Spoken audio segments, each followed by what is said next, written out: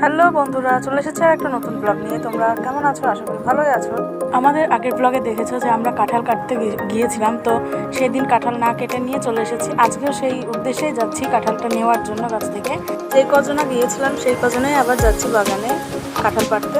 আমার বোন আর মাসি আসছে, ওইদিকে দেখা যাচ্ছে এই যে কাঁঠালগুলো দেখো কি বড় বড়, ভাবছি কোনটা নেব। তো আমার মা সৃজার ছাতা নিয়ে দেখো কি করছে, রোদ্রের ভিতরে সৃজার ছাতা নিয়ে এসেছিল এই মাঠে। আমি আর দূরের একটু ভিডিও করে নিলাম। ওই যে শিবরা মাসে আসছে, ওদের বাড়ি ওখানেই। তো মই নিতে গিয়েছিল কাঁঠালটা পারবে বলে। তো ছোটো দিদা এবার উঠবে গাছে, সবাই হাসাহাসি করছি আমরা যেন পড়ে না যায়। এই যে আমার মাসি হেসোটা দিয়ে দিল। দেখতেই পাচ্ছ কাঁঠালটা কি বড় পারছে, দেখো ওই যে পড়লো কাঁঠালটা। দেখি এবার কত বড় পড়লো। শিবরা মাসে আর একটা কাঁঠাল পাড়তে গিয়ে দেখো কি কাণ্ডই না করলো, হেসোটাই গাছের সামনে ঝুলিয়ে দিল। সকলে আমরা হাসছিলাম, এত হাসি পাচ্ছিল। তোমরা যদি থাকতো তোমরাও হাসতে।